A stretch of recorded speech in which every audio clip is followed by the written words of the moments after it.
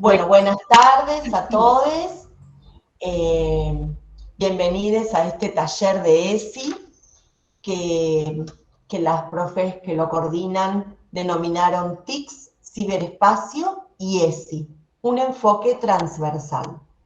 Este taller está a cargo de las profesoras Virginia González y Cecilia Tanoni, a quienes muchos de ustedes conocen, pero como hay quienes no las conocen, las voy a presentar. La profe Virginia González es maestra y maestra especializada en dificultades del aprendizaje, es asistente educacional, psicóloga social, diplomada en ESI por la UBA, diplomada superior en ESI por Flaxo, y fue directora de varias escuelas primarias de Florencio Varela y en equipos distritales de infancia y adolescencia en riesgo. Formó parte de un proyecto distrital con el rol de capacitar a equipos de conducción y a docentes de escuelas primarias para que funcionaran como agentes multiplicadores en la implementación de la Ley de Educación Sexual Integral. Desde hace 5 años se desempeña como profesora de 2 talleres de ESI, uno en el profesorado de inicial y otro en el profesorado de primaria, proyecto de formación que comparte con la profesora Cecilia Tanoni. Virginia participa activamente de diversos proyectos de difusión de la ESI, uno de los cuales comparte con otras profesoras de la institución y se denomina Líneas Entramadas de la ESI, cuyos contenidos pueden encontrar en las redes sociales. ¿Es así, no, Virginia? Están en las redes. Es así. Muy bien. Qué linda presentación, gracias. No, nada. Y la profe Cecilia Tanoni también es maestra de nivel primario, es licenciada en Ciencias de la Educación por la UBA, diplomada en Currículum y Prácticas Escolares en Contexto por Flaxo, diplomada en Derechos Económicos, Sociales y Culturales y también diplomada en Género y Derechos Humanos por la Secretaría de Derechos Humanos de la Nación y maestranda en Estudios Interdisciplinarios de la Subjetividad. Y eso es por la Universidad de Buenos Aires. Se desempeñó como capacitadora del Programa Nacional de ESI en Salta, Jujuy, La Rioja, Ushuaia y como referente en la formación de inspectores para la región educativa 4 de la provincia de Buenos Aires. Fue lectora crítica del material Educación Sexual Integral en la Argentina, Voces desde la Escuela, del Ministerio de Educación. Y ocupó en la Municipalidad de Quilmes los cargos de subsecretaria de Equidad de Género e Igualdad de Trato y Oportunidades y subsecretaria de Educación, Políticas de Cuidado y de Género. Actualmente tiene a su cargo el taller de ESI en 4º año del profesorado para el nivel primario en nuestro querido Instituto 54. Bueno, presentadas las profesoras que van a coordinar este taller, solo les digo que ahora yo me silencio, pero que estoy acá atenta, registrando lo que ustedes, cuando las profesoras lo indiquen o cuando sientan la necesidad, escriban en el chat para después comentarles a las profes para que vayan respondiendo a sus comentarios o inquietudes. Bueno, bienvenidas, Ceci, Virgi. Muchas gracias. Gracias, muchas gracias. Bueno, antes que nada vamos a decir para quienes todavía no saben, tal vez alguno no sabe qué es la ESI, que es la Educación Sexual Integral, ¿sí? Y tomamos este tema de este cruce que hay entre la ESI y las TICs en el ciberespacio, preocupaciones que tenemos que tener para abordar la ESI, quienes somos formadores, ¿no? Ahora vamos a desarrollar una serie de preocupaciones, vamos a ir marcando, hablando de ellas, y en algún momento vamos a parar para hacer preguntas y después le voy a pasar la posta a la profesora Cecilia Tanoni para que continúe con lo que trajimos para compartir con ustedes con respecto a este tema, ¿sí? Si querés compartir o querés decir algo más, si querés compartir el Power, empezamos. No, vamos a cerrar micrófonos, todas, creo que están todos cerraditos, pero por las dudas, si alguien tiene algún inconveniente, no ve algo, pasa alguna cosa así, abran el micrófono y avisen, o escriban en el chat. Yo voy a tratar de compartir ahora una pantalla, vamos a ver si sale, y bueno, y ahí vamos avanzando. Y la profe Virginia también me puede ir diciendo si me quedé lenta en la pantalla o voy muy rápido, ¿no? Bueno, sí, yo te voy diciendo. La presentación. Ahí es, por las dudas, digo, por las dudas. Bueno, en el marco de estas jornadas pedagógicas de políticas de cuidado y formación docente, vamos a hacer esta presentación de TIC, ciberespacio y ESI, un enfoque transversal. Vamos a la próxima. Bueno, lo que nos interesa, en realidad, en este cruce entre TIC y ESI, es formar una mirada crítica en relación a los mensajes mediáticos que nos llegan, ¿sí? Porque estos mensajes mediáticos son productores de conocimiento, de sentidos, y portan maneras de mirar el mundo, ¿sí? Y estas miradas son las que tenemos que acudir, revisitar, cuestionar y muchas veces desnaturalizar, ¿sí? Eso es importante tener en cuenta. Vamos a la que sigue.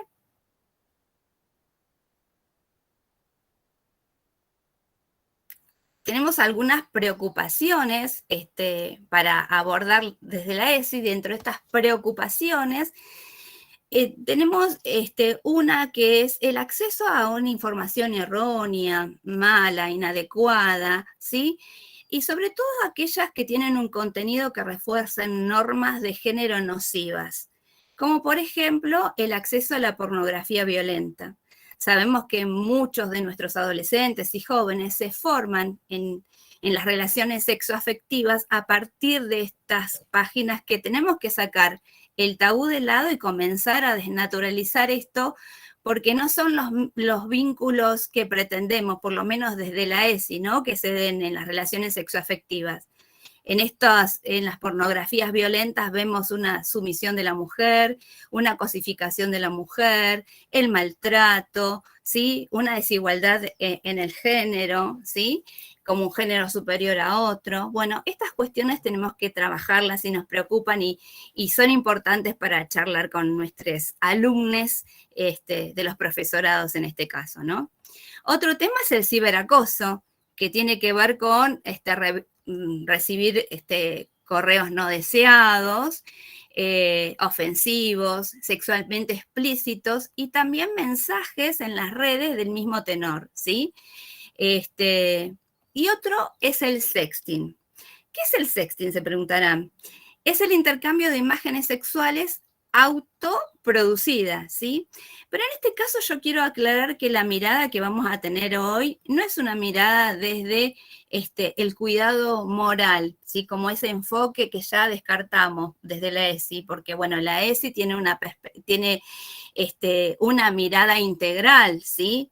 Ya no desde ese enfoque, sino desde un enfoque de cuidado, desde una perspectiva de género, ¿sí? Y de derechos.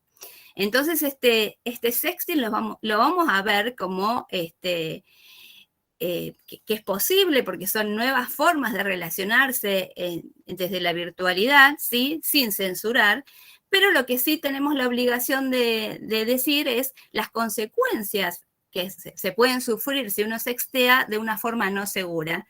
Y vamos a dar desde el eje el cuidado y la salud, porque la ESI tiene 5 ejes y uno de los ejes es el cuidado del cuerpo y la salud, vamos a dar las pautas de cómo sextear en forma segura. Eso lo vamos a desarrollar más adelante, ¿sí?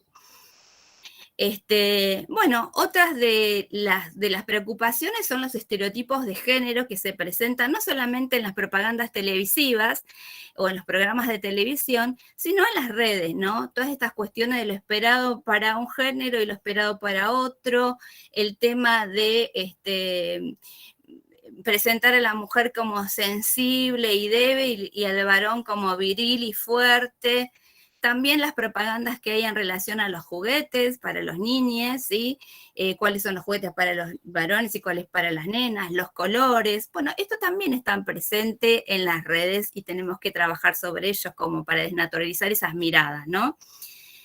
Otro tema que nos preocupa son las tensiones entre lo privado, lo íntimo y lo público. Hasta dónde algo es público, hasta dónde algo es privado y hasta dónde algo es íntimo.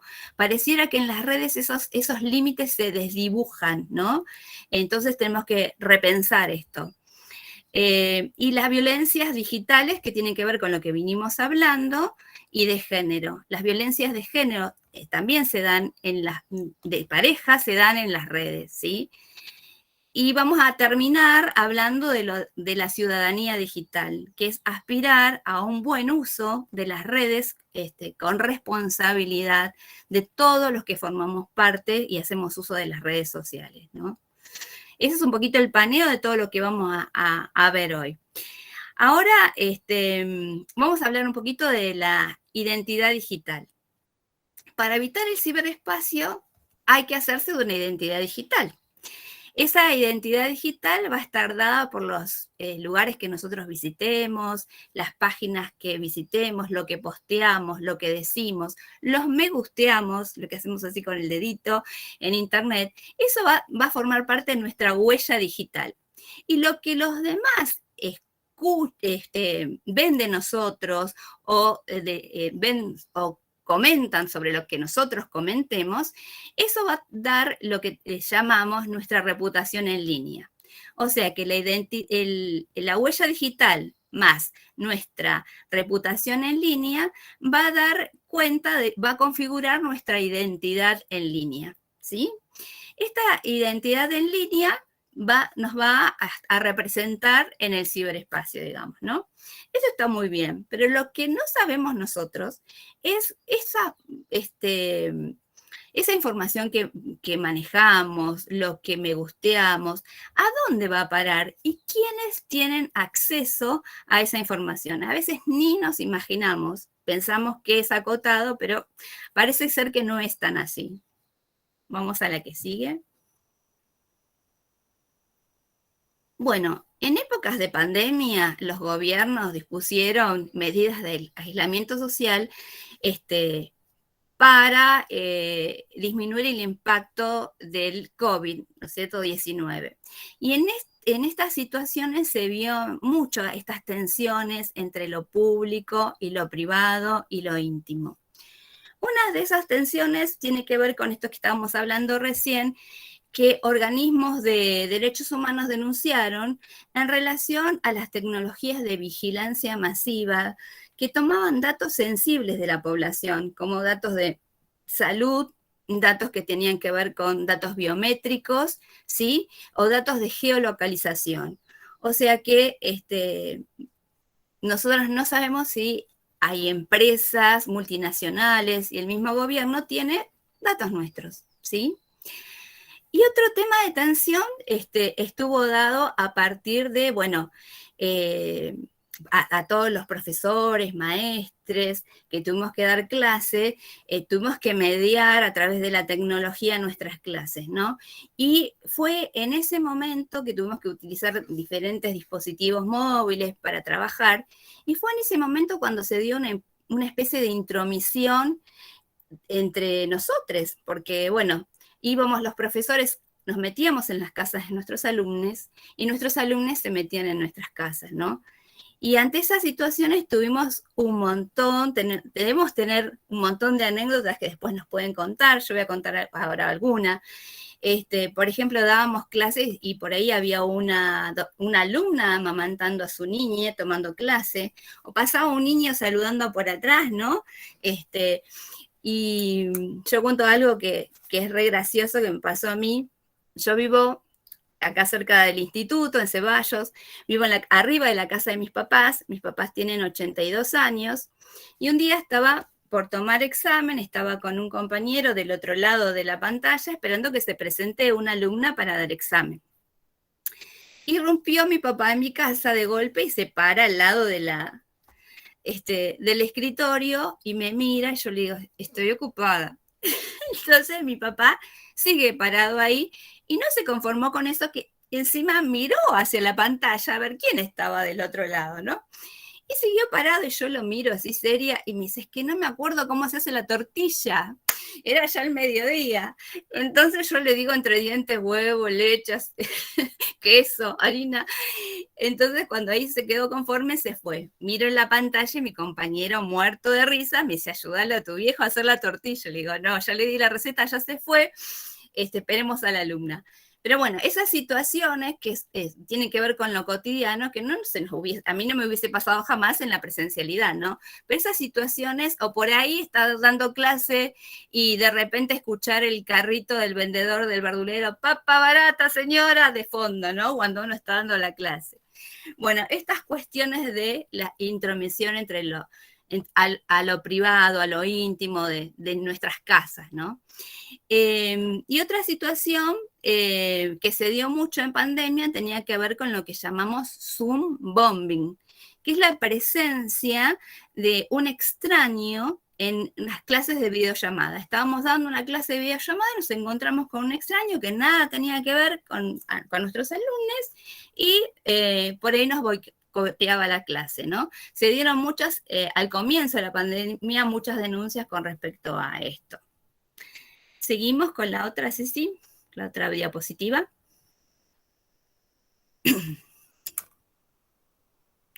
Bueno, acá es cuando vamos a hacer un parate para hacer algunas preguntas, cómo ustedes fueron pensando, esto que fueron escuchando, si hay algunas preguntas para hacer, y nosotros tenemos algunas preguntas para hacerles con respecto, a ver, Ceci, la que sigue.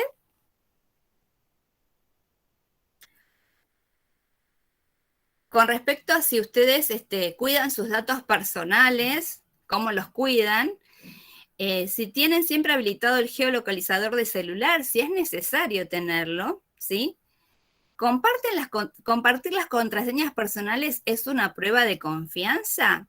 En una pareja, por ejemplo, ¿es necesario compartir una clave personal? ¿Eso es una prueba de confianza, una prueba de amor? ¿No? Pregunta. Con respecto a las redes sociales, ¿cómo es la configuración de nuestras cuentas y perfiles digitales? ¿Qué situaciones compartimos a través de dispositivos digitales y con quiénes? ¿Lo hacemos en forma pública o privada?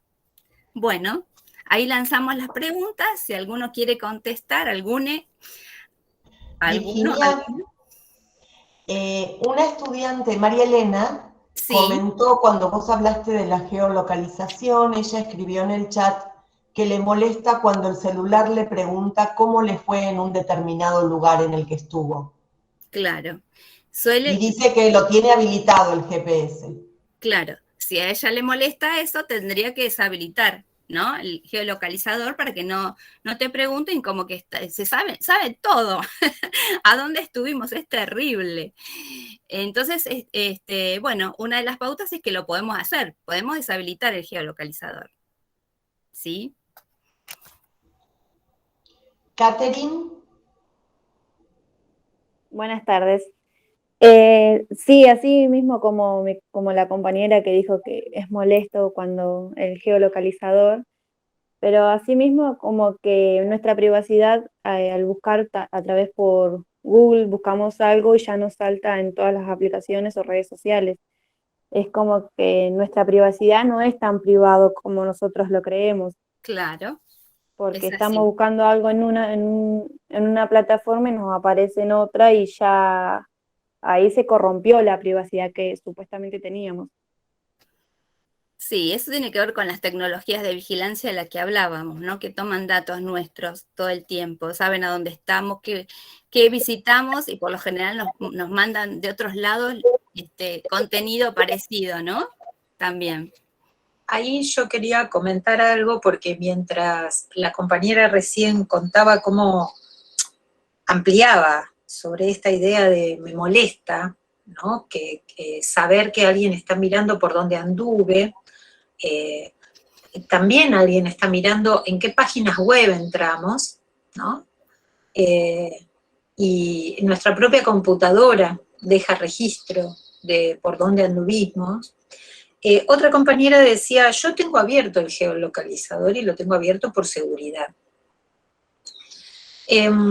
Decía Virginia que la idea acá no es moralizar sobre algunas cuestiones, es decir, no venimos a plantear qué es lo que está bien, qué es lo que está mal en algunos de estos aspectos, pero sí hacer conciencia sobre esto. Hay quien puede sentirse vigilado y hay quien puede sentirse más seguro por tener un geolocalizador abierto. Y no está ni bien ni mal ninguna de las dos cosas. Lo que sí nos parece que es muy importante guardar registro de que si tenemos un geolocalizador abierto, hay empresas que están viendo por dónde nos trasladamos, ¿no? En general son empresas privadas, que cada vez que entramos en la aplicación Cuidar, hay un ámbito estatal que está viendo datos nuestros, que cada vez que visitamos webs, hay un registro de por dónde andamos, y que nuestra computadora guarda registro de por dónde anduvimos, ¿no? Y esto no invalida que alguien se sienta seguro en esa mirada, en el ser mirado, en que alguien esté mirando por uno.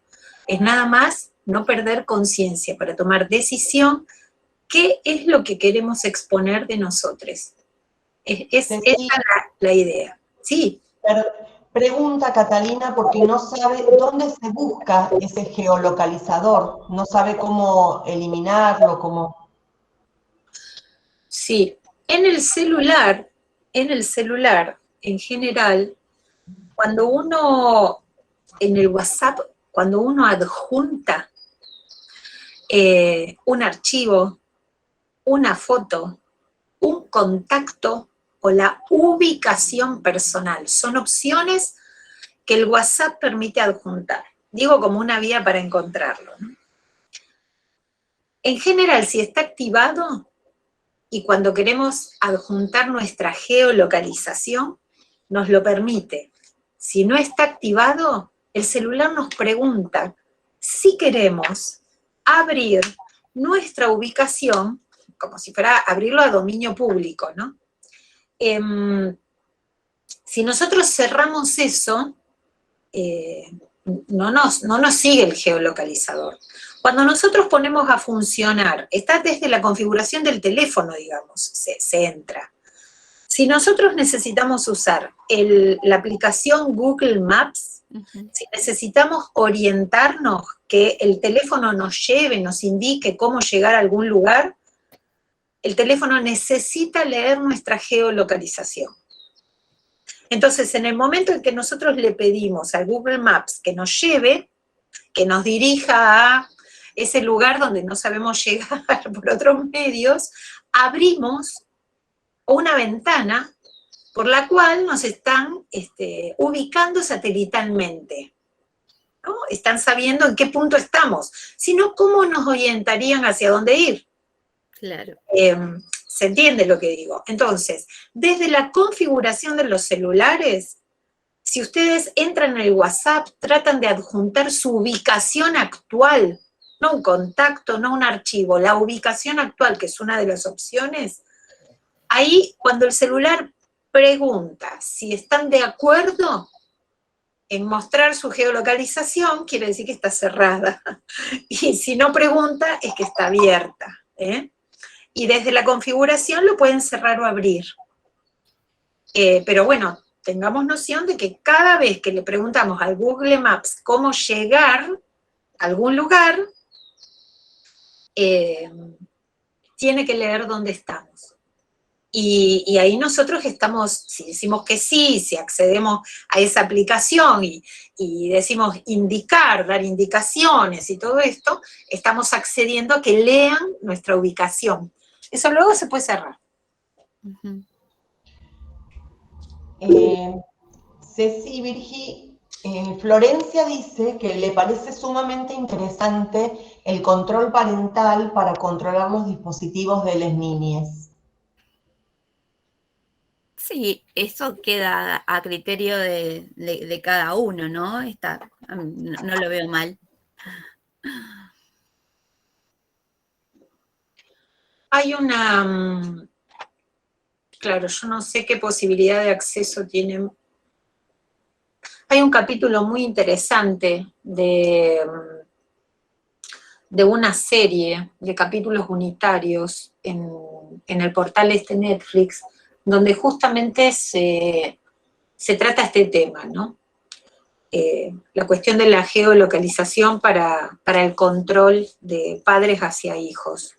Estoy tratando de acordarme, si ahora lo busco y les paso el nombre, digamos, pero no me sale el nombre de la serie.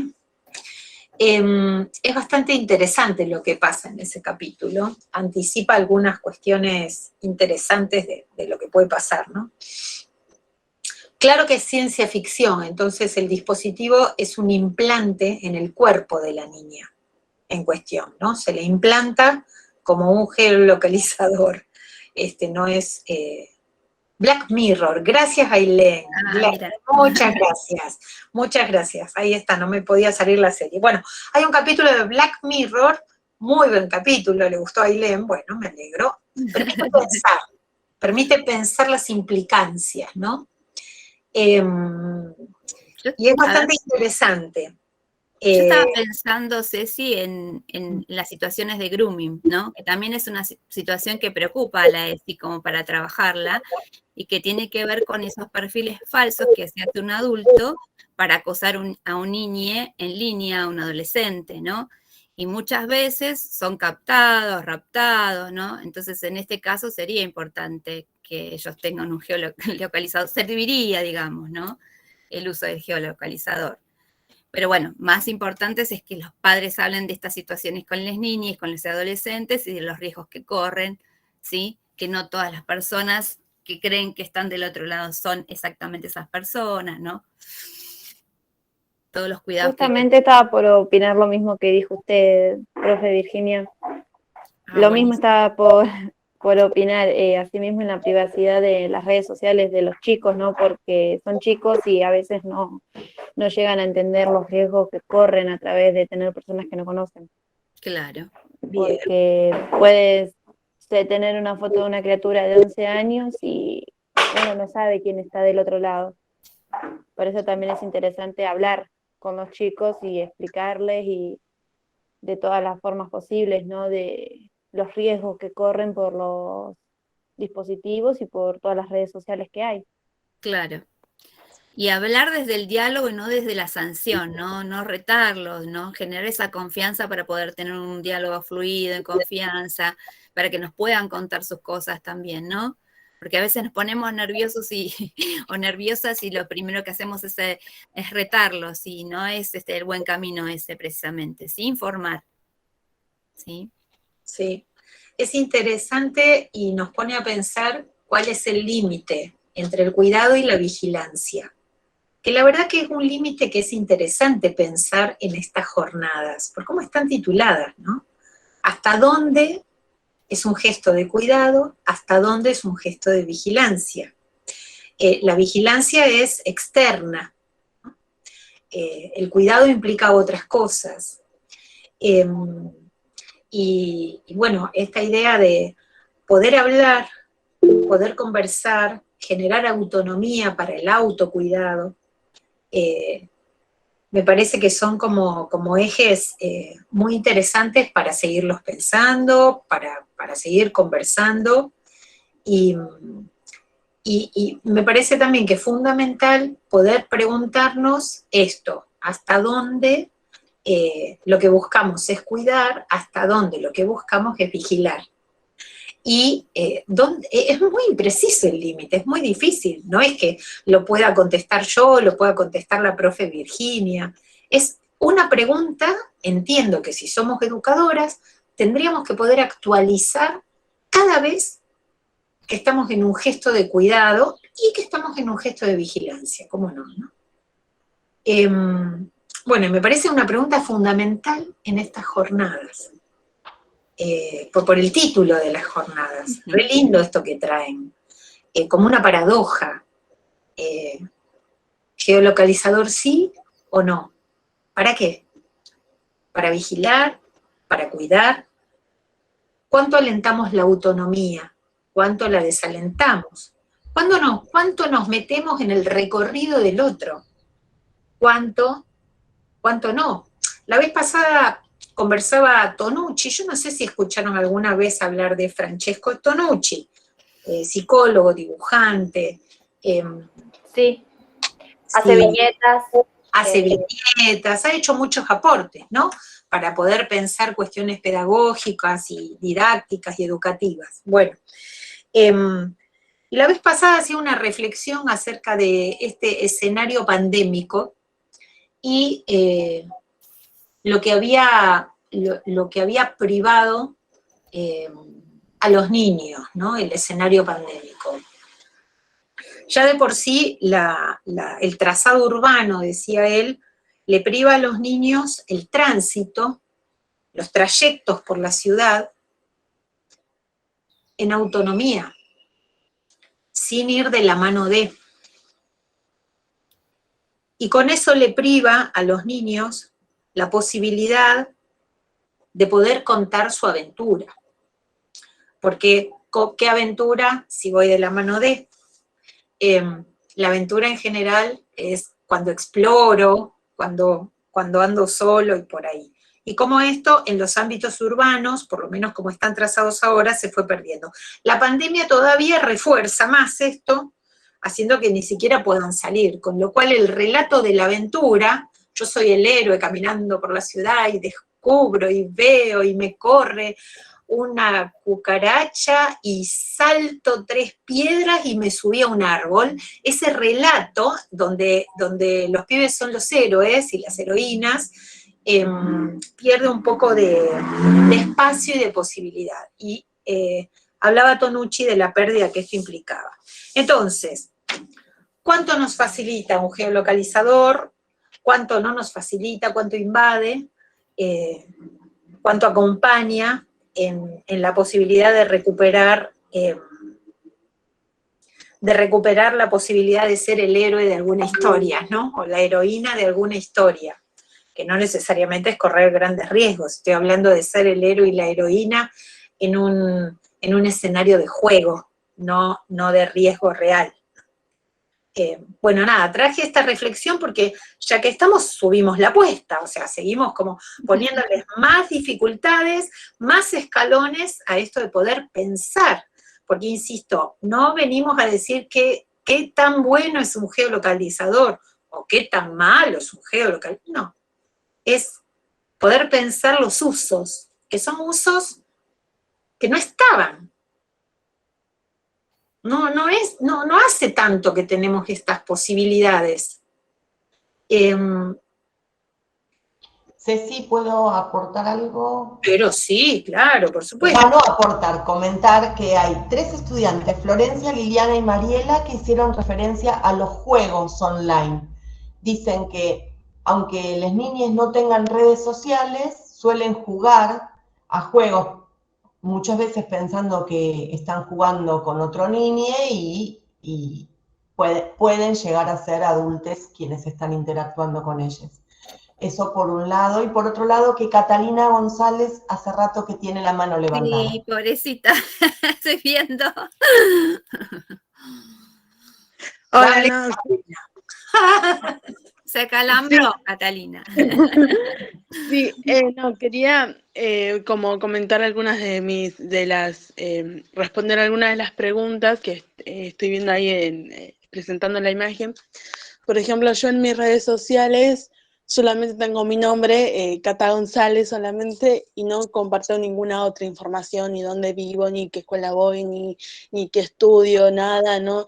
Y por ahí a mensajes a desconocidos que no conozco, trato como de evitarlos, ¿no? Porque también me agarra ese miedo, más allá de que por ahí soy mayor, pero también me agarra ese miedo, creo que a todos, ¿no? Y por algo también resguardamos información, ¿no?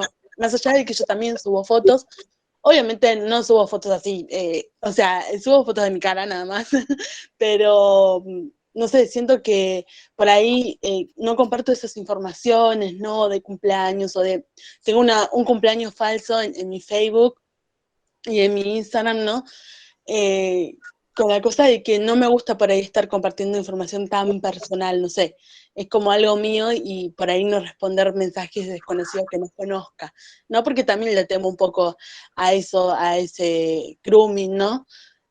porque yo siento que, si bien también son para los niños, ¿no?, que sufren este tipo de violencia, que creo que es una atrocidad, ¿no? Como la perversidad de esos adultos, ¿no? ¿Qué los lleva a hacer eso? Es como que te genera muchas cosas, ¿no?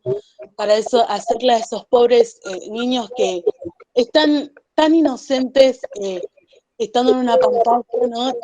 Y viendo dibujitos, lo que quieren, y de repente salir en el grooming es como que me genera mucho repudio, ¿no? Quisiera hacer algo, no sé, pero siento eso, ¿no? Entonces, más allá de eso también siento que por ahí, para todos hay, ¿no? Por ejemplo, el cuento del tío, porque me fue un poquito a las ramas, ¿no? Pero cómo engañan, ¿no? Desde, hola, soy tu hija, y mira que, no sé, entonces por eso trato de por ahí resguardar información tan personal, ¿no? Bueno, ese es mi punto de vista. Gracias, Catalina. Chicas, hay dos más, María Elena y Mabel. Sí. Bueno. Bueno, yo voy a contar que yo en mis redes sociales no estoy con mi nombre, no tengo mi fecha de nacimiento real y lo tengo en modo privado, que solo lo pueden ver las personas que yo tengo de amigos. Tampoco subo del todo, todo de mi vida, y lo otro es que no uso Messenger, porque me han llegado tantos mensajes que no me interesaban, porque uno ve la foto, ya te hacen algún comentario, entonces decidí el Messenger, ¿para qué? Si total las personas que me interesan las puedo hablar por WhatsApp. Bueno, esto nomás. Sí, el Messenger, por ejemplo en Facebook, si vos no tenés a alguien como amigo, puede entrar a tu Messenger y escribirte igual, ¿sí? Esa es una característica también. Sí, pero trato de ignorarlo, lo puedo entrar desde Google y mirar lo que me escriben, pero no veo nada producente en eso de tenerlo, claro, como aplicación, me ocupa espacio, para eso no. Ahora, el GPS sí lo tengo prendido, y lo que hablaban de las cuentas de las parejas, yo manejo la cuenta del banco de mi marido, las contraseñas, pero no por desconfianza, sino por el hecho de que él es medio que no se entiende con la tecnología, por decirlo de una manera así, y yo sí. Claro. No, hablábamos de, por ejemplo, de tu cuenta, de tu celular, la clave de tu celular. Si vos tenés una clave privada, tenés una clave para usar tu celular, a eso nos referíamos. Mi celular tiene una clave, pero él la sabe, y yo sé la de él. Y la verdad que es tan aburrido que no me da ganas ni de mirar.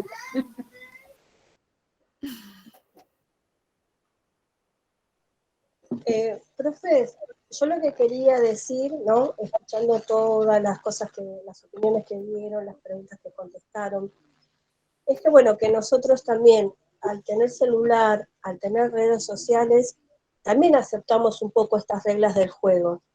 Al poner un geolocalizador es como que también aceptamos que empresas privadas nos sigan, nos vigilen, vean a dónde vamos, y desde el momento que nosotros tenemos una red social, es como que aceptamos las reglas del juego, ¿no? Que se sube foto, que se postea esto, que se postea aquello. Entonces, creo que todo esto va más en el cuidado que nosotros podemos tener al tener una red social, a poner un geolocalizador, que tengamos bien en claro por qué nosotros los tenemos. Yo tengo hijos grandes, ¿no? Ya de 26 para arriba. Y ellos han tenido celulares y jamás, pero jamás, yo le revisé su celular, jamás le pedí una contraseña de su celular. Lo que yo siempre hacía era hablar con ellos y decirle que ellos tenían que tener la confianza de contarme lo que les pasaba. Pero yo jamás revisé su celular porque yo considero de que ellos también necesitan su privacidad. Tenían 14, 15 años y jamás se me dio por ver qué era lo que ellos hablaban con sus amigos, con su noviecita, con su noviecito, porque ellos también tienen que tener esa privacidad. Sí, lo que sí, siempre les decía, por ejemplo, vos avísame cuando llegás a algún lado, para estar segura que llegaste, o cuando iba a algún lado, a qué hora salís, teneme informada de eso. Porque yo hoy pienso que si yo, siendo adolescente, ¿no?, hubiese tenido un teléfono, hubiese estado esta tecnología, me hubiese facilitado un montón de cosas cuando yo era adolescente, que salíamos, que podíamos estar comunicados con nuestros padres, que teníamos que ir a buscar un teléfono público para si necesitábamos algo. Entonces a mí me parece que es el uso que nosotros le damos. Que en realidad para mí el teléfono celular es algo que necesito como obligadamente, para saber dónde están mis hijos, que si les pasa algo, si no, para poder acceder a esto hoy en pandemia, que es un taller que tal vez si no tuviéramos celulares y estamos en pandemia, esto no se podía haber dado. Entonces yo creo que nosotros tenemos que usar a la tecnología para nuestro beneficio, y no que la tecnología nos use a nosotros. Eso es lo que me parece a mí. Muy bien. ¿Alguien más tenía levantada la mano? No. No. Bueno, continuamos si querés, Ceci. Sí, había como varios comentarios anexos ahí. Ahí, por ahí habría que aplicar que hay legislación acerca del uso de datos. Perdón, profe. Sí. Había compañeras que tenían levantada la mano. Ah, a ver si podemos reponer eso. Por ahora, bueno, Ana María. Sí, Ana María Cecilia Bordó.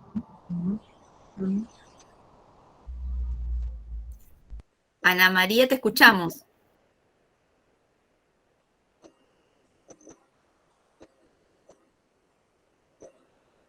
No nos escucha Ana María, parece. No, o nosotros no.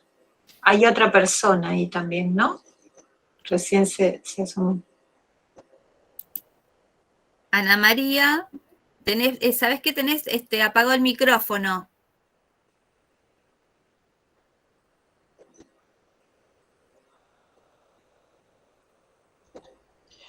A veces sucede que una persona quiere decir algo en un momento determinado y después ya pasó y se olvidó de sacar el icono de la manito. De la manito. Bueno, avisen cualquier cosa si hay alguien que quedó colgado sin poder preguntar o plantear, o avisen por chat o levantando otra vez la mano, ¿está bien? Nosotros, yo estoy viendo la pantalla partida, así que no es que veo a todos los micrófonos, todas las manos. Estamos viendo, piensen que vemos fraccionado por acá. Bueno, vamos a seguir un poquito adelante. Ahora, lo que quería plantear antes de seguir con esto es, vuelvo a lo mismo, ¿no? Hay una legislación acerca del uso de los datos de las personas, así como hay una legislación acerca de dar cuenta de qué ingredientes tiene un producto que uno compra en un supermercado, digamos. Hay una serie de legislaciones que nos protegen como consumidores.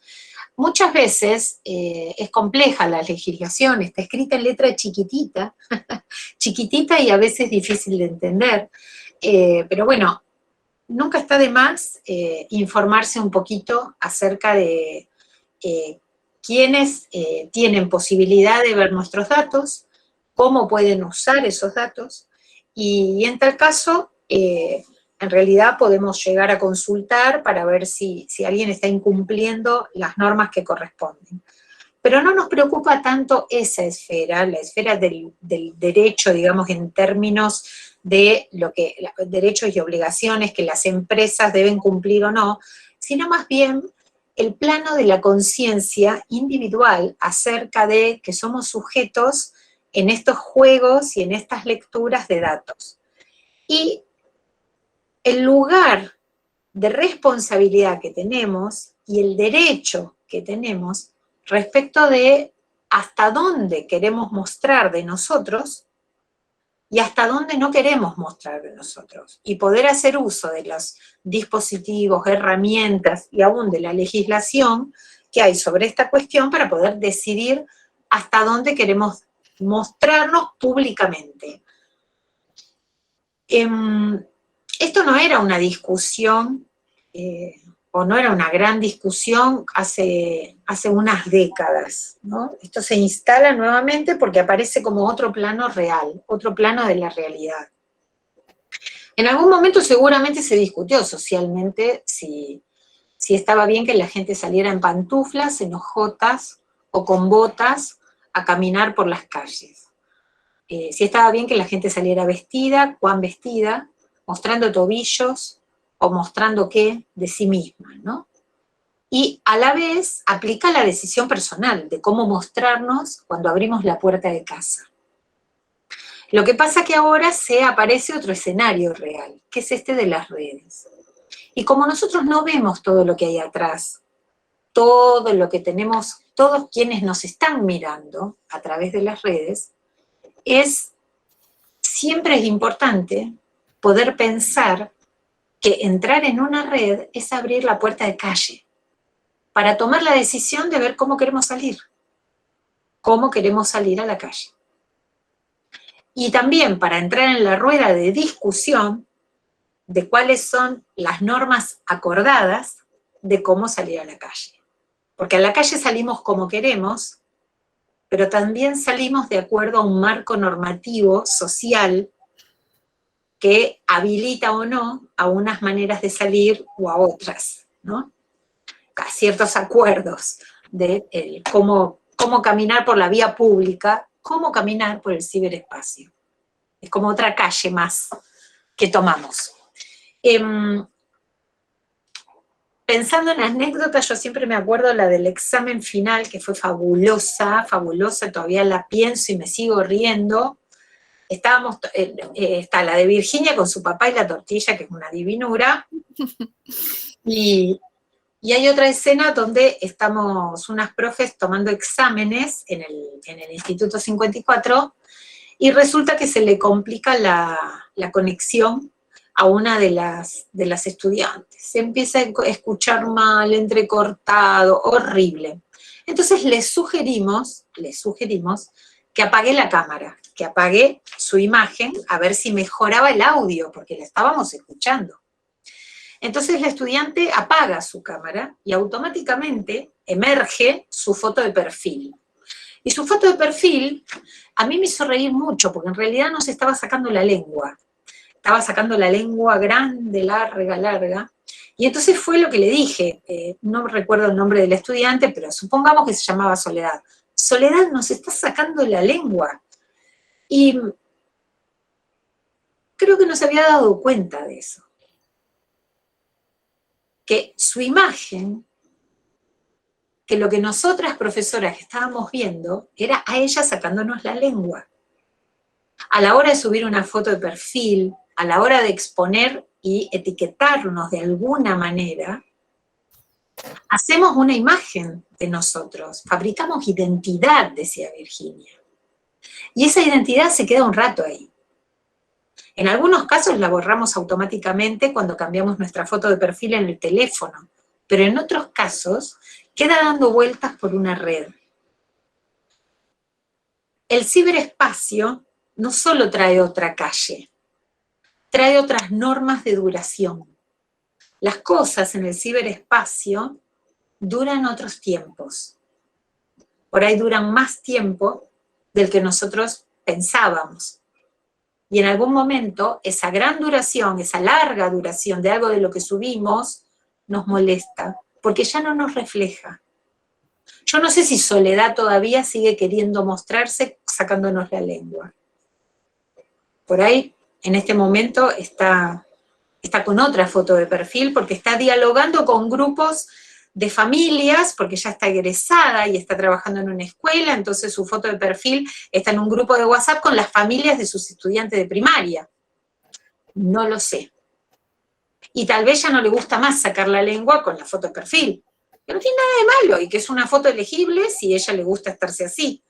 Pero pensamos cómo estamos presentándonos, porque también nos presentamos por estos medios, por estas fotos, por estos dispositivos.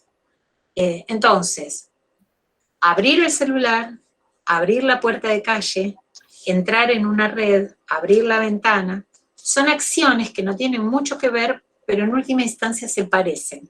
En los dos casos salimos a lo público, a un espacio relativamente público, unos más públicos que otros, ¿no? Uy, levantaron las manos.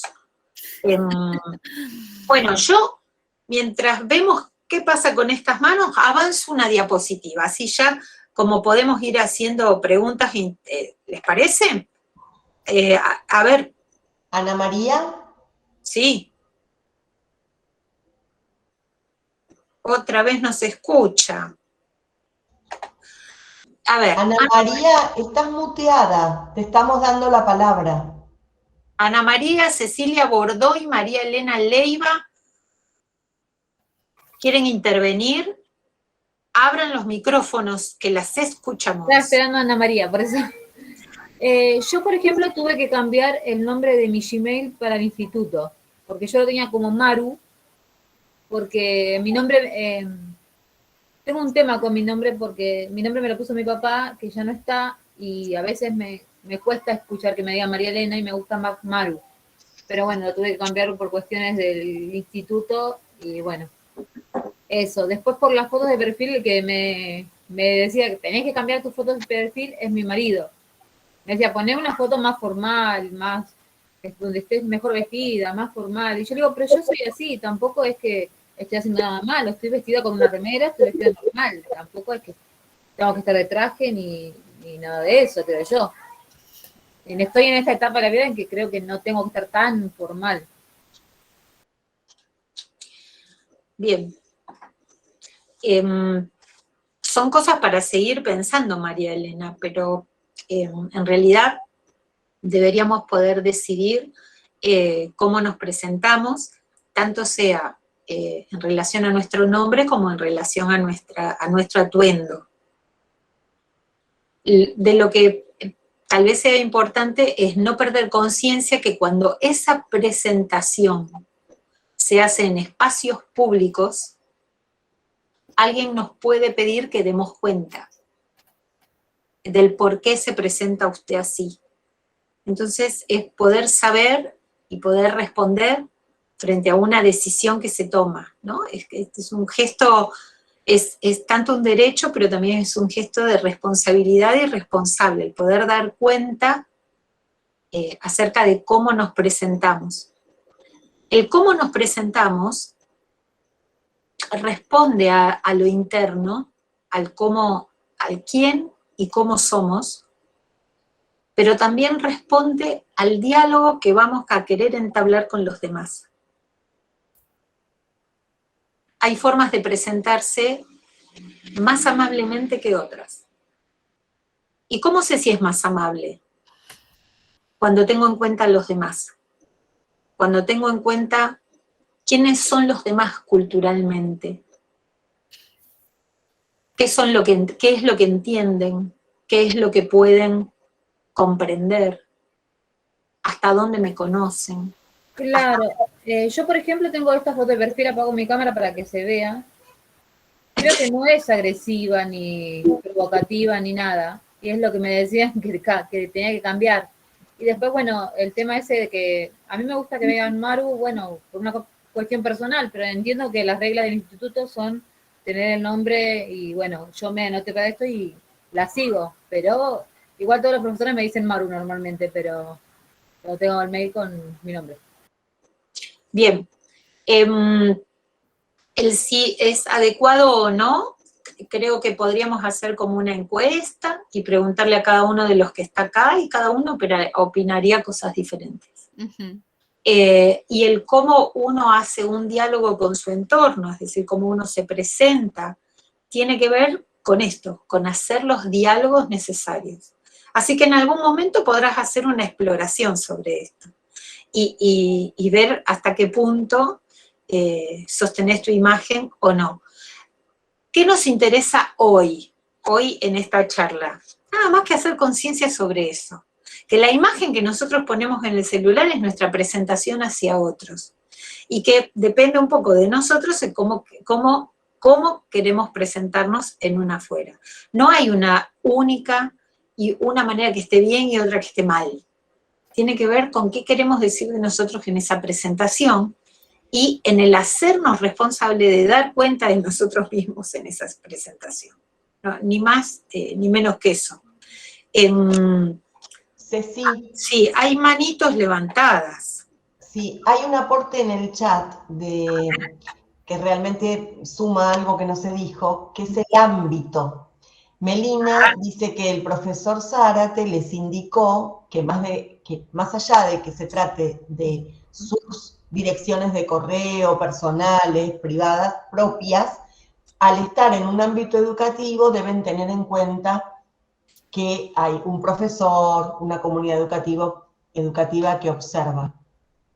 Y eso tiene que ver con lo que decía María Elena, que muchos docentes pedimos que saquen los seudónimos, digamos, y que coloquen verdaderos nombres y apellidos, y también que tengan en cuenta que la foto es la foto para presentarse como estudiantes en un instituto, ¿no? Claro.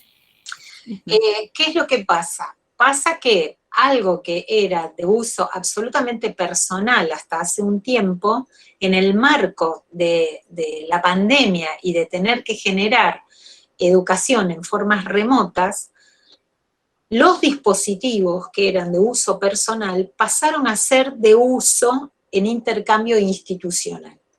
Entonces, ¿qué pasa? Yo acá las leo a todas con un nombre. Yo no sé si es el nombre real o no, pero es el nombre con que las puedo nominar.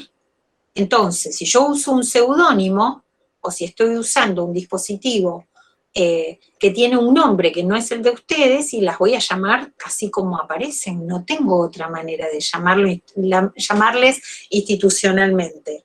Ahí hay como una mudanza, y ese dispositivo que era por ahí exclusivamente personal, pasó a ser la vía de diálogo con una institución. Tomar conciencia de eso y ajustar el cómo me presento, el cómo me llamo, en ese dispositivo que toma automáticamente mi nombre. No me pregunta cada vez, che, ¿cómo te querés presentar vos hoy? No, toma automáticamente un perfil, una información que yo le doy y me presenta así a la afuera. Bueno, tomar esa decisión es también ubicarse en función de un entorno. Yo decía, como uno se presenta es como uno se siente, como uno es. Pero siempre esa presentación es en un escenario. Y reconocer ese escenario es poder hacer una presentación más ajustada, más acorde, más amable o no, más hostil, depende de qué querramos, digamos, en términos relacionales con ese entorno, con ese escenario, en este caso, con esta institución, o con la institución donde estemos practicando, ¿no? La vez pasada fue sancionada una foto entre estudiantes, decían, no, porque se apareció con una foto que tenía una exuberancia. ¿Y quién dice que la exuberancia es mala? Es nada más que si decidimos mostrarnos exuberantes en un ámbito público, alguien nos puede preguntar sobre esa exuberancia y tal vez nosotros no querramos hablar de eso o no tengamos una explicación para eso. Es nada más que poder hacer conciencia sobre esta imagen que presentamos de nosotros y poder dar cuenta de ella. No hay una buena imagen y una mala imagen. Hay una responsabilidad, hay un derecho sobre esa imagen. Entonces, solo poder pensarlo, ¿no? Y poder también procurar ser armónico con el entorno en el que estamos. Y yo esto creo que va a ser la única valoración que voy a poner. Tratar de ser armónico. Porque si no somos un poco armónicos, ni siquiera podemos dialogar. Tiene que haber por lo menos un par de palabras en común para poder empezar un diálogo y para poder empezar una discusión. ¿Sí? No siempre vamos para el mismo lado, pero algo en común tiene que haber para poder hacer la discusión. ¿Siguen manos levantadas? O ya, a ver. Ana María, te dimos la palabra, pero no te desmuteaste. ¿Seguís queriendo decir algo? Ahí ya está. Ana María no quiere decir nada. Catherine Villoldo. Sí, a lo que estaban Yo hablando respecto sobre el tema de las fotos y a lo que habían compartido, a mí se me hace muy interesante el tema de preguntar si se quiere, se puede o no subir la foto del otro. Ponele, no puedes subir la foto de una persona sin tener el permiso. Creo yo que es bastante importante esa pregunta. Ponele, yo soy mamá de un nene de 3 años y a mí sí me encantaría que me pidan permiso si se puede o no subir la foto de mi hijo porque es chiquito. Pero creo yo que es lo primordial, ya sea para una red social o para lo que sea. Hay muchas personas que no te piden permiso, que lo hacen. Yo, por ejemplo, yo subía fotos de mi hijo, ya casi no suelo subir, pero antes sí lo hacía. Soy más de compartir por WhatsApp, pero es más privado. Y la verdad que sí, es bastante importante. Y otra que el tema de subir las fotos y eso, corres el riesgo también de que te saquen la foto personas que vos no sabés y la usen para otro fin. Ujú. O son personas que están con otras intenciones y en busca, como quien le dice. Bien, en ese sentido es muy importante como un doble pensar, ¿no? Una cuestión hacia uno mismo en términos de autorización, responsabilidad y derecho, pero también acá quienes están por acá y nosotras mismas, las profes, tenemos una responsabilidad que nos excede, que no tiene que ver con nosotras directamente, con nosotros, sino que tiene que ver con nuestros estudiantes, con la escena de aula, con lo que exponemos de una institución, con lo que exponemos de una familia. Ahí hay un respeto que se antepone, un respeto al derecho del otro. Si estamos diciendo que la foto que me anuncia habla de mí, como docentes nosotros no podemos hablar a los otros. Los otros tienen derecho a hablarse por sí mismos. Entonces, cada vez que nosotros exponemos la foto de alguien, es una manera de estar hablándolos, de estar exponiéndolos de una u otra manera. Eso siempre debería ser bajo autorización, porque estamos justamente hablando y mostrando a un alguien de una determinada lectura, que tal vez no se condiga con lo que la persona piensa o quiere mostrar de sí misma. Los permisos, el acuerdo, en la práctica del mostrar y compartir imágenes, se hacen indispensables para resguardar la posibilidad de todos de construir la propia imagen, ¿no? Catalina, querías hablar, hay una manito levantada. Sí, justamente quería también decir mi situación, ¿no? Con esta foto de perfil de los MIT y todo eso. Yo antes de comenzar con todo esto de la cursada y ingresar en el primer año tenía mi nombre Cata González y mi foto de perfil con mis perritas, ¿no? Y bueno, después en una clase de pedagogía la profe nos dijo que todo esto, ya que estamos en algo formativo y algo educacional, ¿no? Que pongamos nuestros nombres reales, ¿no? Yo me llamo Catalina Milagros González, pero solamente pongo mi nombre y apellido, ¿no? Entonces, bueno, después de que tuvimos ese meet, cortábamos todo y bueno, me saqué esa foto que está de perfil ahí mía y me cambié el nombre, ¿no? Porque después también le tomé este sentido, ¿no? De que, como dijo una compañera en el chat, hay un otro que nos observa y entonces no nos conoce, entonces es algo más formal, ¿no? De por ejemplo, yo veía algo extraño que por ahí un profesor o una profesora, no sé, me diga Cata, ¿no? Porque por ahí antes de que esto era más personal, lo dejaba algo más que, no sé, que alguien me dijera Cata que yo conozca, ¿no? Entonces por eso también decidí cambiarlo a Catalina, y que me digan Catalina suena como algo más formal para quien no me conoce en alguna manera, ¿no? Ujú. Muy interesante lo que planteas, claro, porque o sea, ¿quién me otorga derecho a mí a decirte Cata? Si recién nos conocemos, o sea, tal vez para vos sea algo que, ¿no? Llega después de un tiempo de muchos Claro. diálogos. Después de esa charla del MINT, o sea, al principio cuando tuvimos el MINT con la profe de pedagogía, Silvia Bartel, después de eso dije, bueno, no, voy a tener, porque me di cuenta, ¿no? De que, como dijo recién usted, de que usted no me conoce y no tiene por ahí una noción de mí como para decirme Cata. Entonces, bueno, por eso lo cambié a Catalina, algo más formal, y como dijo también, eso se va dando a medida que uno va conociendo, ¿no? Me pasaba con los profes por ahí cuando yo iba al secundario, de que cuando yo tenía una cierta acercamiento en el año, por 2, 3 años que iba con esa misma profesora o profesora, ya me podían decir Cata, pero ya era otro el trato. Ya no era desde el primer momento, desde el primer día de clases, y solamente llamarme Catalina, ya era otro el trato. No sé si me entienden, pero creo que ya era otro. Ya había un vínculo. Claro, sí. Bien. Vir, te interrumpí varias veces porque vi así que hacías amagues para intervenir. No, está perfecto.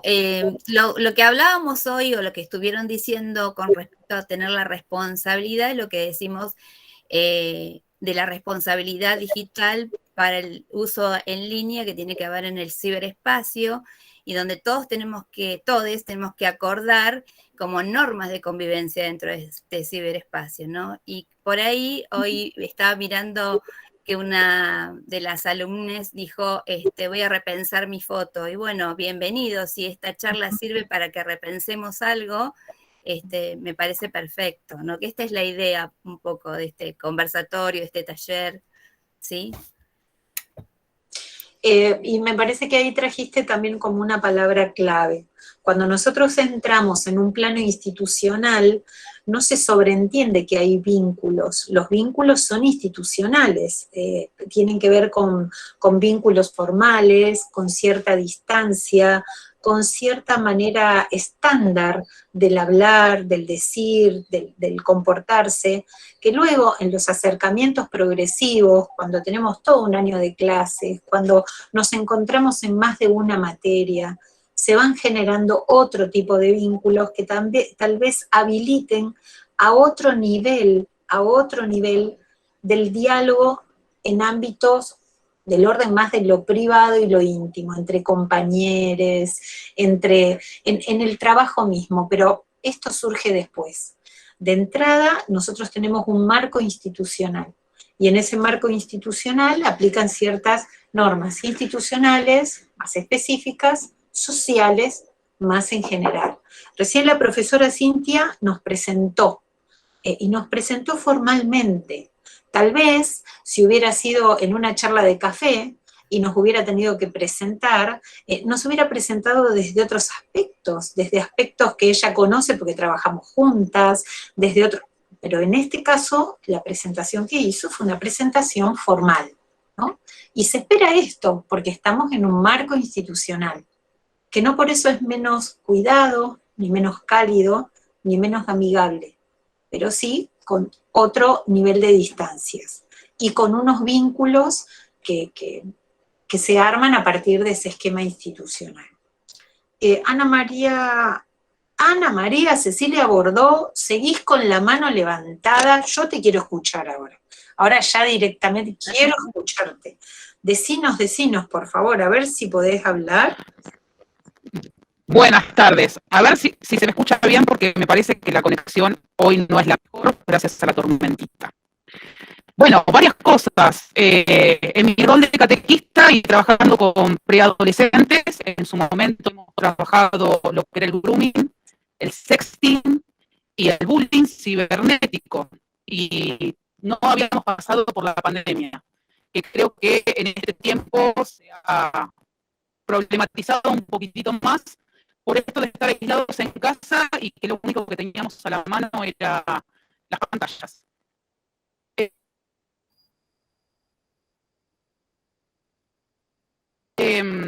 yo no, al principio, apenas surgió Facebook, sí era fanática siempre tuve mi nombre completo, porque no sé, o sea, es mi forma de presentarme. En la presencialidad les hubiera dicho mi nombre completo y les hubiera dicho, o me dicen Ana, o me dicen todo el nombre completo, porque el Ana María mucho no me copa. Pero bueno, mi papá en su momento me quiso poner el nombre junto, no lo dejaron, por eso tengo 3. Y lo que sí, en este tiempo me pasó, con esto de la virtualidad, también tuvimos que hacer muchos videos para poder trabajar con los chicos de catequesis.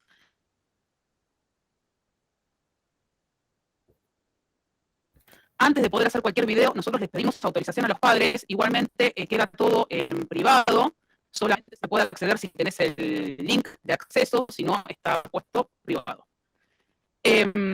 Comparto las contraseñas con mi marido, pero por una cuestión de que no tengo nada que esconderle, él comparte lo mismo conmigo, pero es entre nosotros, creo que es un código de pareja, más que nada.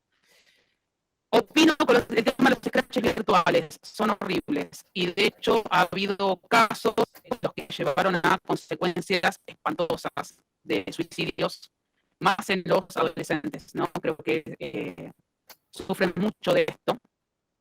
Hay un par de videos que he visto y que hemos compartido en esta charla cuando tuvimos compartir con los chicos.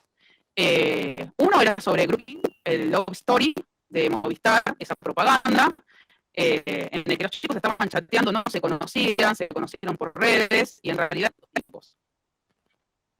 Lo pueden encontrar en YouTube, está el video.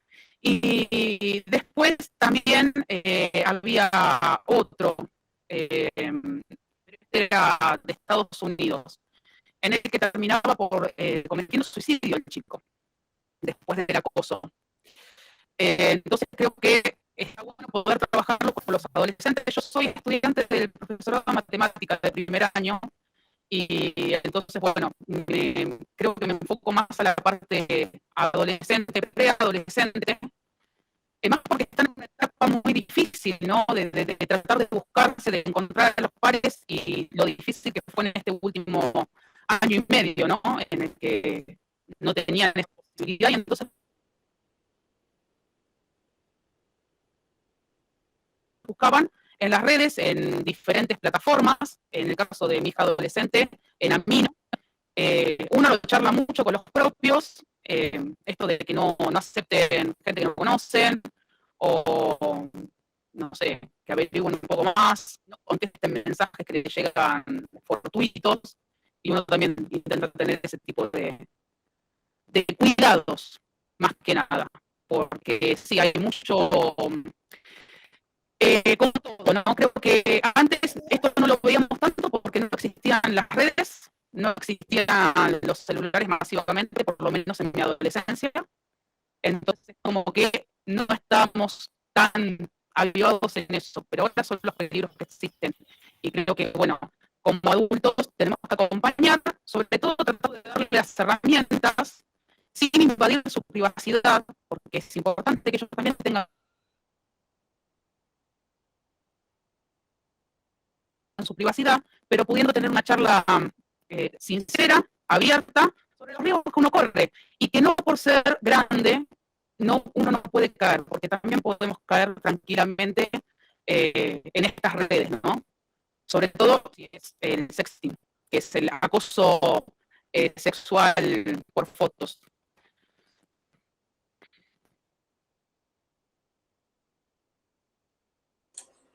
Bien, se escuchó, así con un poquito de fritanga, pero se escuchó. Se pudo seguir, no te hagas problema, Ana María. Con una carraspera, Ana María con carraspera, parecía. Bien, ahí pudimos escuchar tus impresiones. Vamos a avanzar un poquitito. Micaela, no es que no esté viendo tu manito, pero espérame un segundito que avanzamos un par de diapos y ya te toca hablar, ¿está bien? Quiero irme un poquitito a otro tema.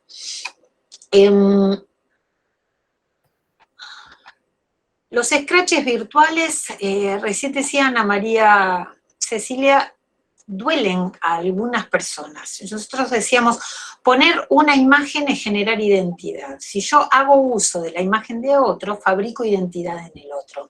Y esto puede traer algún nivel de sufrimiento, digamos, voy por encima del derecho del otro de generar su propia imagen. Con lo cual, recién hablábamos de, siempre que usamos la imagen de otra persona, debería ser con autorización, debería ser con consentimiento, ¿no? Porque estamos haciendo y estamos pisando sobre la identidad, la construcción de imagen de otra persona.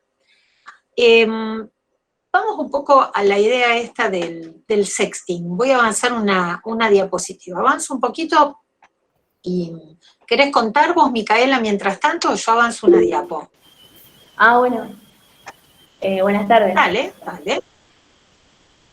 Sí, todo lo que estábamos hablando me hizo acordar a lo que habíamos visto en el primero, en inicial, en educación temprana. El profesor Arte nos había dicho que ahora, como lo peligroso de la actualidad, son estas infancias globalizadas, en donde desde que el niño nace, las familias ya los están filmando, los están sacando fotos, en redes sociales aparecen fotos de bebés por todos lados como su día a día, y es como ese bebé acaba de nacer, esa persona acaba de nacer, como parece que se está usando como si fuese un objeto a consumir, a mirar, en vez de disfrutarlo, o ni siquiera como preservar su identidad, ¿no? No puede decir, no quiero que me saquen fotos las 24 horas, o uno las puede sacar todo el tiempo y tenerlas en su celular. No sé si está bien o está mal, pero no me parece lo mejor adecuado subirlas todo el tiempo a las redes, como mostrando, porque uno no sabe tampoco quién está del otro lado. Como eso. Muy interesante lo que traes, Micaela. Estamos con dispositivos en la mano que antes no teníamos en la mano, que estaban exclusivamente, eran usados por algunas personas, digo, una cámara, ¿no? Un camarógrafo, un editor de televisión, un conductor radial. Hoy tenemos la radio en las manos, la televisión, la capacidad de filmar, de sacar fotos, es muy rápido, enseguida las globalizamos y las plantamos en una red. Entonces hay una posibilidad en nuestras manos que es inédita, es decir, es nueva. En esa novedad y en esa fascinación también que trae esta posibilidad, tal vez nos excedamos. No lo sé, es parte de lo que traemos para pensar. Y tampoco nadie tiene la medida exacta del exceso. Lo que sí tenemos que poder hacer con conciencia es la idea de que cuando nosotros enviamos una imagen a una red, entra en los dispositivos de mucha gente y dura en los dispositivos de mucha gente. El espacio y el tiempo se ven dislocados. Por eso la escena global, la escena global y la escena que perdura en el tiempo es relativamente nueva y hay que aprender a usarla. Cuando digo aprender a usarla, no es que hay que tener un título, es que hay que poder hacer conciencia sobre el uso que le damos, para que no nos haga sufrir luego, digamos, ¿no? Ni genere sufrimiento en otros. Vamos con la idea del sexting. Sexting se mencionó ahí varias veces, Virginia lo mencionó, recién la compañera que hablaba también lo había mencionado. En principio vamos a decir que es una práctica. Cuando nosotros entramos en hablar en la ESI, de la educación sexual integral, y nos referimos a prácticas sexuales, la verdad que hay tantas prácticas sexuales como personas en el mundo, es decir, es muy difícil tipificar cuáles son las formas, las prácticas de vivir la sexualidad y de entrar en relación sexualmente con otro. Son infinitas. Somos creativos los seres humanos. Y es parte de la creación, ¿no? Del poder ser creativo, el tipo de prácticas que nos damos y que ejercemos. El sexting es un tipo de práctica. Es un tipo de práctica que se realiza en forma virtual, en línea.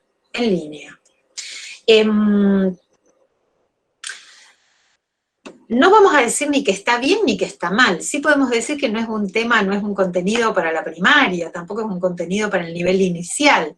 O sea, estamos exponiendo esto porque está dentro de las prácticas usuales entre adultos, tal vez entre a personas que no podrían llamarse adultos, pero bueno, jóvenes, hoy por hoy, que se ha visto intensificado con esto de estarse encerrado en pandemia y cuidándonos de un contacto personal, ¿no? Voy a pasar a otra diapositiva, pero esperen porque estoy con más de una pantallita afuera. ¿Escuchan un ruido que es como un golpeteo? Sí. Sí. Bueno, discúlpenme, es mi estabilizador de electricidad. No lo puedo silenciar, va a estar sonando hasta que, ahí se cayó. Bueno. Hasta que, no, aviso porque por ahí no se sabe qué es eso.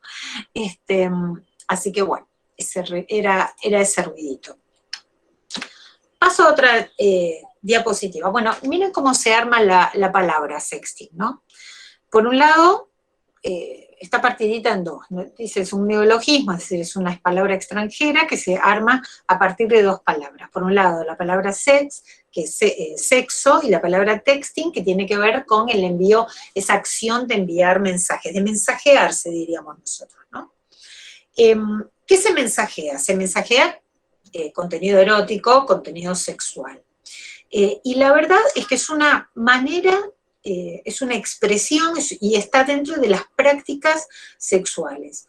¿Por qué? ¿Por qué se hace esto? Porque genera disfrute en las personas y esto no tiene ni encierra ningún tipo de problemas. En realidad el problema es la falta de consentimiento. Se trate del sexting o se trate de cualquier otra práctica sexual. El eje de la problemática tiene que ver con el consentimiento. Y en este caso, como es una práctica online y se sirve de dispositivos virtuales con sus propias características, recién hablábamos de la extensión en el espacio y la extensión en el tiempo, encierran una diferencia respecto de otras prácticas sexuales que son efímeras, que son de un momento, que son de una noche, que son de un verano. Toman la regla y la norma de las producciones en línea, de las producciones online. Pueden pervivir, pueden quedarse en el ciberespacio y pueden viajar más allá de los dispositivos deseados. Ahí es donde esto comienza a generar un problema. Cuando no hay consentimiento acerca de estos viajes, a través del tiempo y a través del espacio, de que nuestras imágenes, de que lo que compartimos y que genera disfrute en un momento, se vaya más allá del dispositivo donde fue enviado y se vaya más allá del tiempo para el que fue pensado o por el tiempo en el que fue sentido, ¿no?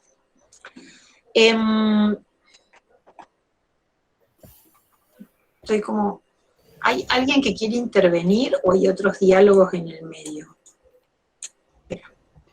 No sé si solo preguntaban si, porque una estudiante se tiene que retirar, pero le respondí que se quede tranquila, que va a poder ver la charla completa o el taller en unos días cuando se pongan a disposición en las redes del instituto. Perfecto. Bien, nada, veía que había intercambios y digo, por ahí hay algo que no se está entendiendo o está dando para la discusión. ¿Hasta acá vamos bien? Entonces, no se trata de un delito esto no tiene ningún delito, es una práctica que genera disfrute en las personas que con consentimiento lo están practicando, digamos, y están involucradas.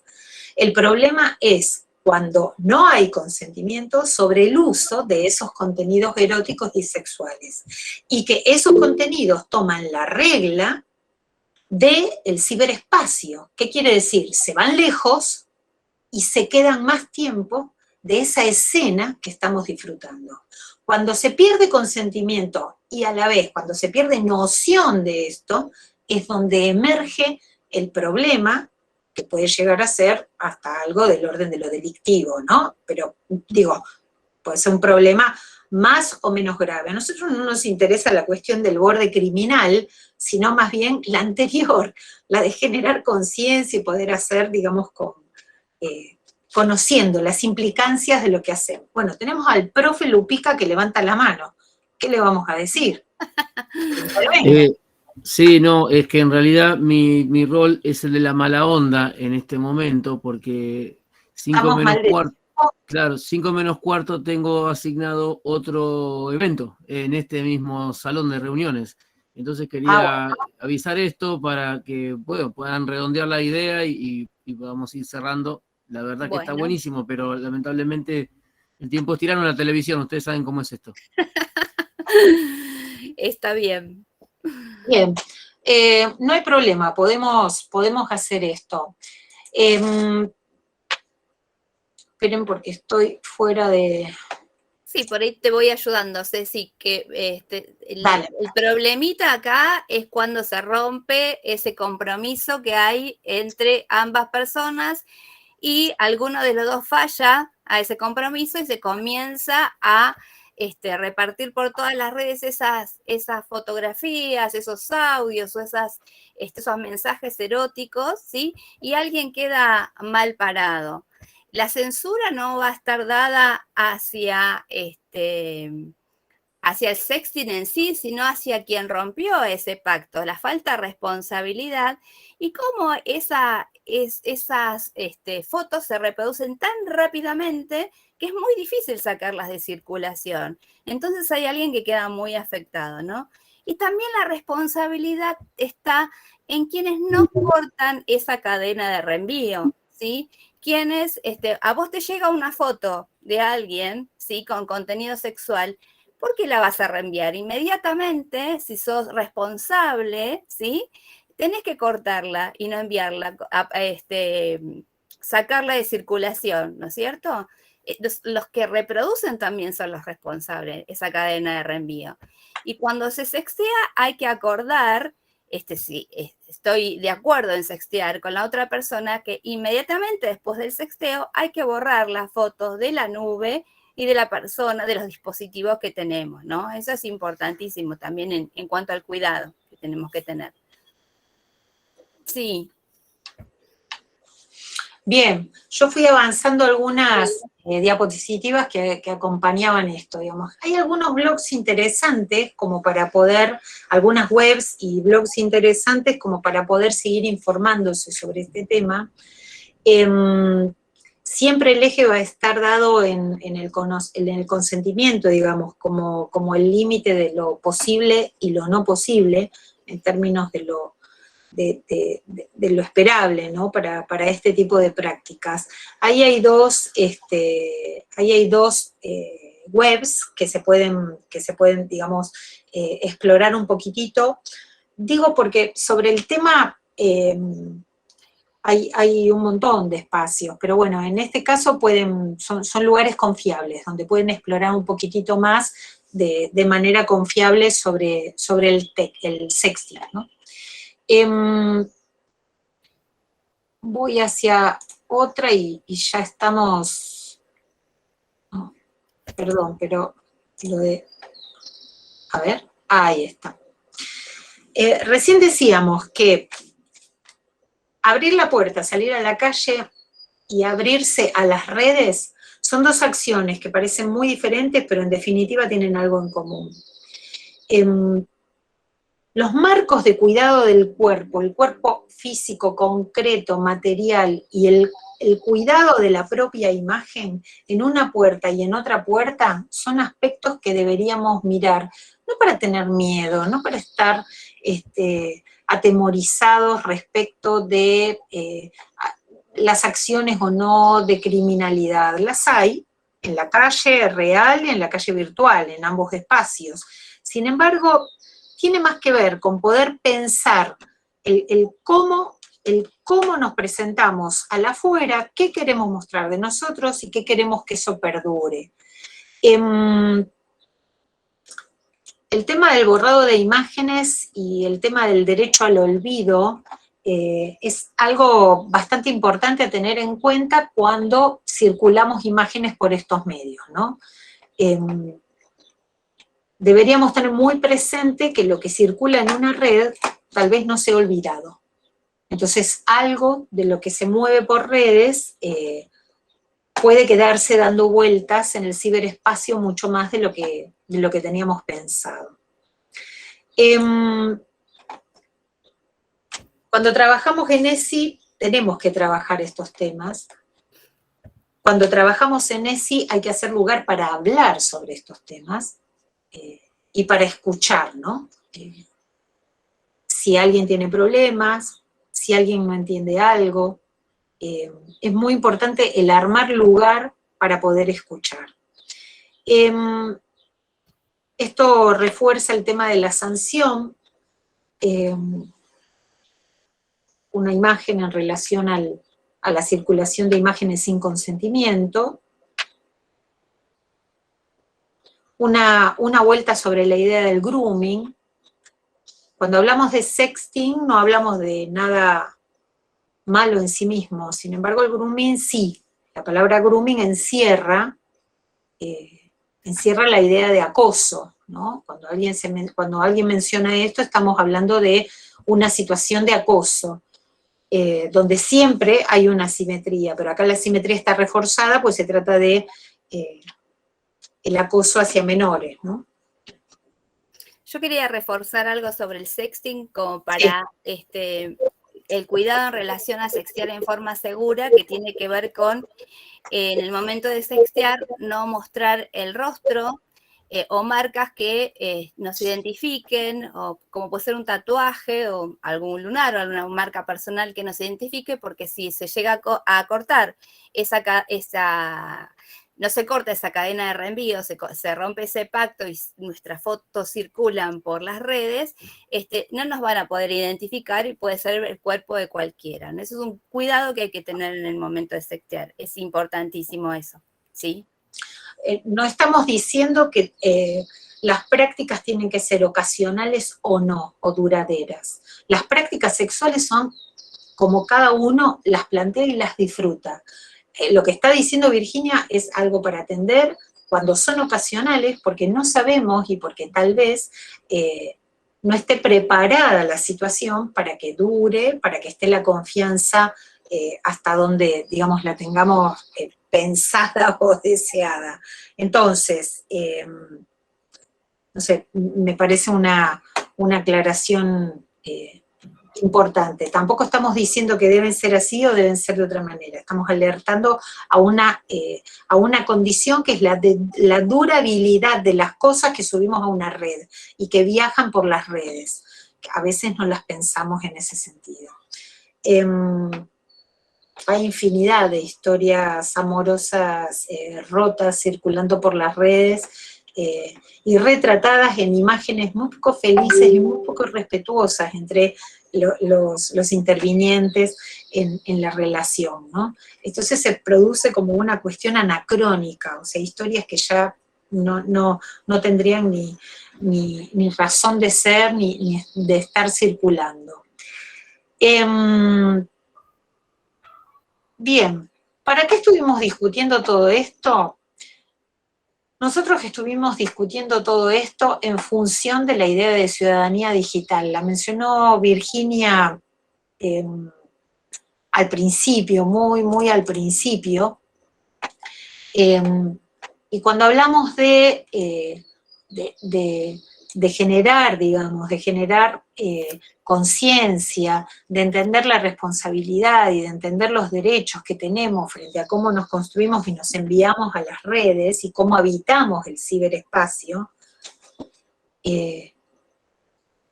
todo esto tiende y pretendemos que abone a la construcción de ciudadanos digitales. Los ciudadanos se hacen con ESI también. La educación sexual integral también hace a una ciudadanía. La ciudadanía tiene que ver con el derecho de las personas. Por otra parte, es muy difícil no mencionar, cuando estamos dentro de jornadas tituladas con la palabra cuidado, la idea de pensar cuáles son las maneras en las que queremos convivir. ¿De qué manera queremos convivir unos con otros? ¿De qué manera queremos un mundo de convivencia? ¿De qué manera entendemos el cuidado mutuo? ¿De qué manera entendemos el cuidarnos en una acción educativa?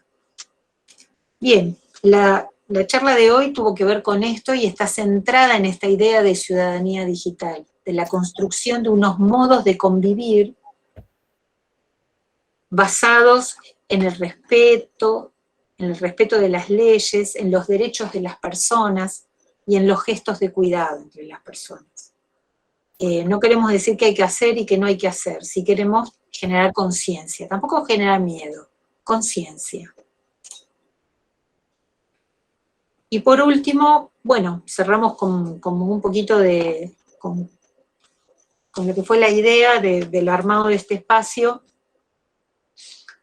que tiene que ver con que no estamos en contra de democratizar los dispositivos digitales, el ciberespacio, la posibilidad de estarnos en Internet. ¿Cómo haríamos eso si fue lo que nos permitió conectarnos durante estos casi 2 años en los que la presencia en persona estuvo dificultada, digamos, ¿no? Y nos estuvo vedada. No se trata de eso. Se trata todo lo contrario. Estamos a favor de la democratización, del uso de estos dispositivos, del conectarse y comunicarse por redes, de comunicarse con quienes no conocemos, pero de tomar en estas comunicaciones los gestos de cuidado entre las personas, ¿no? Leo la conclusión y cerramos. Democratizar estos bienes públicos es una cuestión de derechos y justicia, pero eso no es suficiente, es imprescindible inventar entre nosotras, entre nosotres, entre nosotros, los modos de habitar estos nuevos espacios, que son espacios sociales, que son espacios donde también se educa, donde se construye conocimiento. Y tenemos que poder inventar estos nuevos modos, refundando asignaturas sociales a veces pendientes, como por ejemplo la democracia, la justicia y la posibilidad de ser diversos, de ser diverses. Así que bueno, yo no sé si quiere alguien decir algo más, pero estaríamos cerrando como para hacer paso en 1 minuto a la próxima actividad. Bueno, muchas gracias por la escucha, a todos los que estuvieron del otro lado y se quedaron hasta el final, muchas gracias.